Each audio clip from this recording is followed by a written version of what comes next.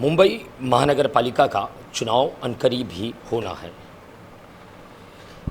चुनाव से पहले जो है नेता जो है अपनी तैयारियां शुरू कर देते हैं, मगर सवाल ये उठता है कि पिछले 5 साल उन्होंने अपने क्षेत्र के लिए, अपनी जनता के लिए, अपने वार्ड के लिए क्या कुछ किया, क्या बदलाव लाया, उनके आने के बाद में उनके वार्ड में क्या बदलाव आया, जनता को क्या अपेक्षा थी उनसे और जनता की अपेक्षा पे क्या वो खरे उतरे। इसी को लेकर हमने जो कार्यक्रम शुरू किया है रिपोर्ट कार्ड, जिसके तहत हम मुंबई महानगर पालिका के सभी नगर सेवकों के पास जा रहे हैं और उनसे सवाल कर रहे हैं कि 5 साल के कार्यकाल के दौरान उन्होंने जनता के लिए क्या कुछ किया। उसी की कड़ी में इस समय हम आए हैं धारावी के जो नगर सेवक हैं हाजी बब्बू खान जी, जो कि कांग्रेस से नगर सेवक हैं और माइनॉरिटी के जो है अध्यक्ष भी हैं, और इनका वार्ड जो है वार्ड नंबर 184 पड़ता है। इस समय धारावी जिस तरीके से कहा जाए कि कोरोना काल के अंदर एपिसेंटर बना हुआ था, जिसमें बड़ी संख्या में कोरोना पेशेंट्स मिल रहे थे, मृत्यु हो रही थी, उसे किस तरीके से धारावी में कंट्रोल किया गया, क्या रणनीतियां अपनाई गई, उसके बारे में भी हम बब्बू खान जी से सवाल करेंगे। मगर पहला सवाल ये होगा कि 5 साल के कार्यकाल में बब्बू खान जी ने अपनी जनता के लिए क्या कुछ किया। बब्बू खान जी, आपका स्वागत है द डेली इंडिया न्यूज़ में। सर, मेरा पहला सवाल आपसे होगा, 5 साल का महानगर पालिका का कार्यकाल था और उसमें जिस तरीके से फंड जो नगर सेवकों को दिया जाता है, तो उसका किस तरीके से इस्तेमाल हुआ जनता के बीच में? नहीं, कैसा है कि धारावी एक पूरे एशिया की सबसे बड़ी स्लम है और यहाँ रहने वाले जो लोग हैं वो सब स्मॉल इंडस्ट्रीज़ में, जो हमारे मज़दूर जो गांव से आने वाले लोग हैं वो बहुत सारे लोग रहते हैं। और धारावी ख़ास करके महानगर पालिका को एक बड़ा चैलेंज रहता है हमेशा, और मुंबई शहर के मुकाबले धारावी में नगर सेवक को भी एक बड़ा चैलेंज रहता है कि वो लोगों के लिए किस तरीके से काम कर सकता है, क्योंकि एक इलाका रहता है और एक वार्ड रहता है। उस वार्ड में जो पब्लिक रहती है, उस पब्लिक का वोटर जो होता है वो 40 से 50 हज़ार, लेकिन उस वार्ड में रहने वाले लोग जो रहते हैं वो 1 से 1.5 लाख। तो इतने बड़ी आबादी को संभालना और उन सारे लोगों को स्वस्थ रखना, उनको पानी देना, महानगर पालिका का जो काम है, उनको अच्छी शिक्षा देना, ये जो काम थे, इन कामों को पूरा करना बड़ा मुश्किल होता है। लेकिन धारावी के जितने भी हमारे जो बीएमसी अधिकारी थे उनको सलूट करता हूँ मैं, क्योंकि उनकी वजह से हमारे ये सारे काम हुए। और हमारे यहाँ के एमएलए और महाराष्ट्र सरकार की जो शिक्षा मंत्री हैं मैडम वर्षाताई गायकवाड़, उनकी सरपरस्ती में जिस तरीके से धारावी के अंदर काम हुआ है, तो उनका बहुत बड़ा रोल रहा है इसमें, और हम लोगों को हमेशा वो गाइड करती हैं। हमारे इलाके में सबसे बड़ी तकलीफ़ पानी का था, और सबसे पहला काम हम लोग ने पानी का किया कि लोगों को घर घर पानी मिलाए, और ऐसी जगह से नल निकाल के दिए हैं कि वो मुमकिन ही नहीं था। उसके बावजूद भी नामुमकिन काम को मुमकिन करके हम लोगों ने मतलब इस इलाके में पानी दिया, जो बहुत बड़ी तकलीफ़ थी। और लोगों की बड़ी इच्छा थी कि जब कोई नया नगर सेवक यहाँ आए तो वो हमको पानी का बंदोबस्त करके दे। तो मेरी ये ख्वाहिश थी कि हमारे लोगों को पानी मिले, और अल्हम्दुलिल्लाह अल्लाह का शुक्र है कि बड़े अच्छी तरीके से लोगों को पानी मिला और आज बड़े लोग खुश हैं। इसके अलावा हमारे इलाके में पानी बहुत तेज़ी के साथ जब बारिश होती थी तो हमेशा पानी भर जाता था, और जिसकी वजह से जो हमारे स्लम में रहने वाले लोग हैं उनको बड़ी तकलीफ़ें होती थी। छोटे छोटे कारखाने हैं, 2-4 मशीन चलाते हो, उनको मशीनें माले पे लेके जाना, नीचे से उनका कटिंग, कपड़ा, तैयार माल भीग जाता था, बड़े नुकसान होते थे लोगों को। रात के 2 बजे अगर बारिश हुई तो 2 बजे पानी भर जाता था। इसके लिए हमारे इलाके में एक बड़ा नाला है, बुद्धनगर नाला, और उस नाले को रिपेयर करके बना के और उसको साफ़ सफाई पूरे 5 साल तक रखना, ये मेरे लिए एक बड़ा चैलेंज था। लेकिन इस चैलेंज को हम लोग ने कबूल किया, और हमारे इलाके में हमने अभी तक पानी भरने जैसी जो समस्या थी उसको दूर करने में हम लोग बहुत कामयाब हुए। जी, बब्बू खान जी, जिस तरीके से आपने कहा एशिया की जो है सब में बड़ी झुग्गी झोपड़ियों में धारावी को गिना जाता है। सर, धारावी में शौचालयों की भी काफ़ी समस्याएं थी, जनता जिस तरीके से आपने कहा कि यहाँ के जो रहवासी हैं वो बहुत लिमिटेड हैं, मगर बाहर से आए हुए लोग बड़ी संख्या में यहाँ हैं। तो शौचालयों की समस्या थी, फुटपाथों की समस्या थी, तो उन सब चीज़ों को किस तरीके से आपने टैकल किया, उन सब चीज़ों पे आपने किस तरीके से काम किया? ये वाकई बहुत बड़ी बात है कि आपने जो कहा कि शौचालय हमारे लिए एक बड़ा चैलेंज था। और मुंबई शहर का मुझे ऐसा लगता है कि ये मेरा वार्ड पहला ऐसा वार्ड होगा पूरे मुंबई शहर में, मैं इस बात को बोल रहा हूँ आपको, आप चाहिए तो सर्वे करो, कि मेरे वार्ड में 20 नए टॉयलेट हम लोग ने बनाए, क्योंकि हमारे यहाँ पर लोगों को टॉयलेट की बहुत बड़ी तकलीफ़ थी और यहाँ पर टीबी की बीमारी बड़े पैमाने पर फैली थी।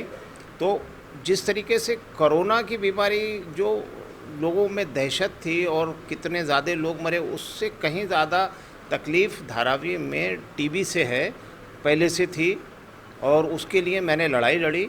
तो मेरी सबसे पहली लड़ाई थी कि स्वच्छ शौचालय जो है वो स्वच्छ होना चाहिए, साफ़ सुथरा होना चाहिए।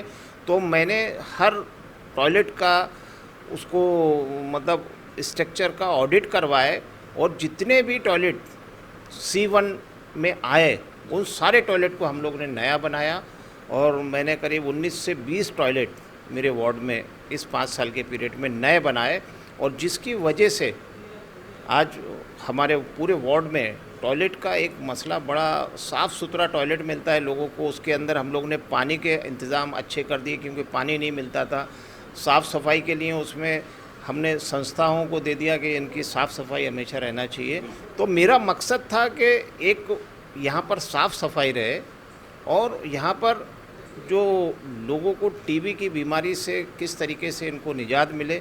तो लोगों के लिए हम लोग ने यहाँ बड़े कैंप लगाए, और मुंबई लेवल पे मैंने कई बार कमिश्नर के साथ मीटिंग किया, और कोशिश थी कि टीबी की बीमारी को किस तरीके से कम कर सकते हैं। तो उसके लिए जो जितने भी उपचार कर सकते थे, महानगर पालिका की तरफ से हमने छोटा साइन हॉस्पिटल, जो अभी उस हॉस्पिटल का नाम बदल के लोक नेता एकनाथ गायकवाड़ रखा गया है, उस हॉस्पिटल में टीबी का हर तरीके का इलाज, काउंसलिंग और सारे टेस्ट आज वहाँ हो रहे हैं। तो इस वजह से धारावी में टीबी भी कम हुई, और मेरा एक मकसद था कि लोगों को हर तरीके से उनकी सेहत का ख्याल रखा जाए। तो इसके लिए हमारे वार्ड में एक डिस्पेंसरी बहुत टूटी फूटी पड़ी थी, जिसका कोई ध्यान नहीं दिया जाता था, लेकिन मैंने उसको बिल्डिंग में शिफ्ट करके नया उसको एक हॉस्पिटल के टाइप से बना के उसको एक अच्छे तरीके से, मौलाना आज़ाद डिस्पेंसरी जो है हमारे इस वार्ड नंबर 184 में, मतलब पूरा सुबह 8 बजे से लेके शाम को 4 बजे तक चालू रहती है। उसके अंदर हर तरीके के बीमार को दवाई दी जाती है फ्री में, सब लोगों को देखा जाता है, टीबी से लेके सारे महिलाओं के जितने भी बच्चों के टीकाकरण, जितने भी वैक्सीन, सारे काम उसमें होते हैं। ये एक बड़ा मेरे वार्ड के लोगों के लिए एक बड़ी चीज़ थी ये।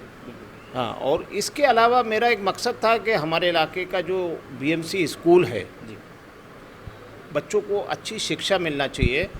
तो धारावी का जो मेरे वार्ड का जो ट्रांसकैम म्यूनिसिपल स्कूल, जिसको TC बोलते हैं, ये स्कूल पूरे मुंबई में ये पहला ऐसा स्कूल है जिसमें 7 से 8 हज़ार बच्चे अभी पढ़ते हैं।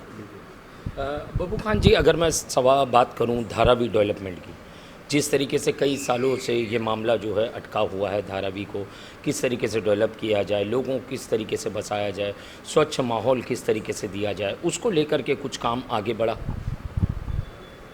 धारावी डेवलपमेंट की तरफ चल रहा है। पिछले दिनों आपने सुना होगा कि इसमें कई तरीके के टेंडर भी हुए, लेकिन कहीं ना कहीं ये मैटर सेंटर लेवल पे चला गया है, और महानगर पालिका के हाथ में कोई भी डेवलपमेंट अब धारावी का नहीं है। तो ये सेंटर और स्टेट गवर्नमेंट का मसला है, इसमें मैं इसका जवाब सही तरीके से तो मैं नहीं दे पाऊँगा, लेकिन धारावी अब डेवलपमेंट की तरफ जा रहा है, और एक अच्छा डेवलपमेंट धारावी में होगा। क्योंकि अभी पिछले ही दिनों हमारे वार्ड का जो ट्रांसकैम म्यूनिसिपल स्कूल जो था, उसका भी हम मैडम वर्षा ताई के ज़रिए हम लोगों ने कोशिश किया, और उसको स्कूल को मतलब वो ग्राउंड बना हुआ था चाली टाइप से, अभी हमने ग्राउंड +2 का परमिशन लिया है, और उस परमिशन को लेके हमने जगह का ओपनिंग भी कर दिया है, और अभी ये मई या जून फर्स्ट वीक में किसी भी तरीके से काम शुरू हो जाएगा। और ये धारावी में ऐसा पहला, मुंबई शहर में ये पहला स्कूल होगा जिसमें 10,000 बच्चों की कैपेसिटी की जगह बनाई जा रही है। और यहाँ पर 9 स्कूल, उस 9 भाषाओं में हमारे इस वार्ड के स्कूल में बच्चे पढ़ते हैं। और आज की तारीख में 6 से 7,000 बच्चे हैं प्रेजेंट। और आने वाले दिनों में हमारी कोशिश है कि 10,000 बच्चे पढ़ें। साफ़ सफाई स्कूल की, बच्चों को अच्छा पानी मुहैया कराया जाता है, वहाँ पर सारी सुविधाएं, बच्चों को फ्री एजुकेशन होती है उसके अंदर। और हर साल जो बच्चों के जितने भी ऐसे आइटम, 28 तरीके की ऐसी चीज़ें, वस्तुएं रहती हैं जिससे बच्चों को हम फ्री में दे के महानगर पालिका और उनको पढ़ाई के लिए सारी पूरी सुविधाएं देती है। उसमें लैपटॉप से लेके आईपैड से लेके बहुत सारी चीज़ें हैं, मोबाइल भी दिए अब की थे। और जिन बच्चों को ऑनलाइन पढ़ाई के लिए ज़रूरत पड़ रही थी, तो मैंने कोरोना के पीरियड में ही मतलब मैंने 650 मोबाइल मैंने अपना मंगा के अपनी जेब से पैसा डाल के और लोगों को यहाँ उन बच्चों का मैंने डेटा निकाला कि जिन बच्चों की पढ़ाई घर में नहीं हो पा रही थी, उनके पास सिर्फ मोबाइल नहीं था, ऑनलाइन पढ़ाई नहीं कर पा रहे थे। तो ऐसे बच्चों को हम लोग ने मतलब 3 से 4 बार कार्यक्रम करके कुछ टैब दिए, कुछ मोबाइल दिए, मैडम वर्षा ताई ने मोबाइल दिए, टैब दिए। तो हम घर घर पहुंचने की कोशिश रही कि किसी भी तरीके से बच्चों को अच्छी शिक्षा मिले। और ये हमारा आगे को भी बहुत बड़ा प्लान है। हम लोग एक अच्छे शिक्षा के मैदान में एक अच्छा काम करने जा रहे हैं, एक बड़ा काम करने जा रहे हैं। उसके लिए मैं आपसे ज़्यादा उसको खुल के नहीं बोल सकता, लेकिन आने वाले दिनों में धारावी में शिक्षा के मामले में एक बड़ी लहर आने वाली है और यहाँ पर लोग अच्छी शिक्षा पाएंगे इंशाल्लाह। बब्बू खान जी, अगर मैं सवाल करूं कोरोना के समय की, कोरोना का जब पहली वेव जब कोरोना की आई, उस समय पूरे भारत भर में, पूरे दुनिया में हाहाकार मचा हुआ था, बेतहाशा मौतें हो रही थी। बीमारी जो है जिस समय महाराष्ट्र में, मुंबई में आई, तो उस समय डॉक्टरों को भी नहीं पता था कि इसका तोड़ क्या है, इसका इलाज क्या है। कहीं ना कहीं जनता भी त्रस्त थी और लोग जो है दहशत में जी रहे थे। और उसकी सब में ज़्यादा अगर मार किसी इलाके ने मुंबई के अगर झेला है तो वो धारावी है। तो सर, धारावी में कोरोना को कंट्रोल करने के लिए, कोरोना पर काबू पाने के लिए किस तरीके के उपक्रम अपनाए गए और किस तरीके की तैयारियां की गई?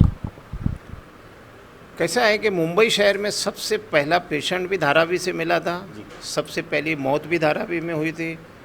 और धारावी ही एक ऐसी जगह है कि जहाँ पर पूरे वर्ल्ड में आज नाम लिया जाता है कि धारावी पैटर्न। तो कोरोना जिस तरीके से धारावी में आया था वो कोई बड़ी बात नहीं थी, उससे ज़्यादा दूसरे प्रदेशों में कोरोना फैला था, लेकिन धारावी को किसी न किसी तरीके से ऐसा डराया गया था। लेकिन धारावी के जो लोकल पब्लिक थी, यहाँ के लोग थे, और जब मैडम वर्षा ताई बाहर आए घर से और उन्होंने आके हम लोगों को गाइड किया और उन्होंने हमको समझाया कि ये इसको बेहतर ये है कि हमारे यहाँ पर जो लोग हैं, जो प्रवासी हमारे मज़दूर जो यहाँ फंसे हुए थे, 2-2, 3-3 दिन अपने अपने घर में बंद पड़े थे लॉकडाउन की कंडीशन में, और उनके पास हमारे यहाँ बीसी चलती है वो बंद थी, होटल बंद थे, उनको खाने का कोई अरेंजमेंट नहीं था।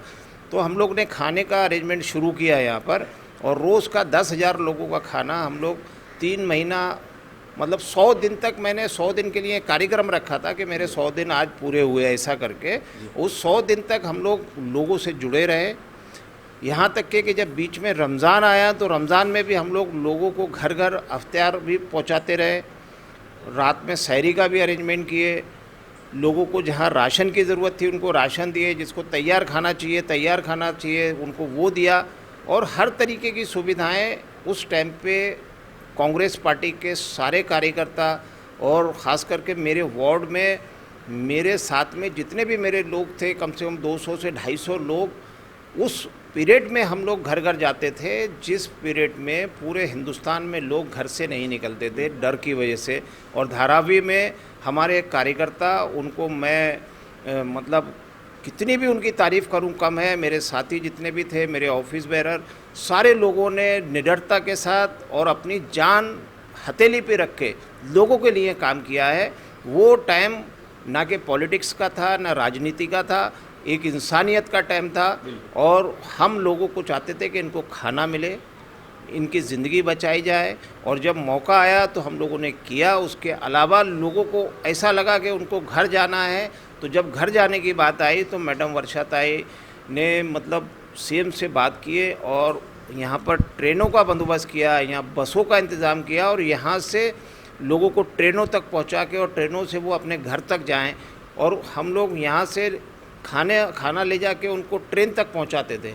मतलब इस तरीके की सुविधाएं धारावी में हम लोग ने कोरोना के उस बुरे दौर में दी हैं।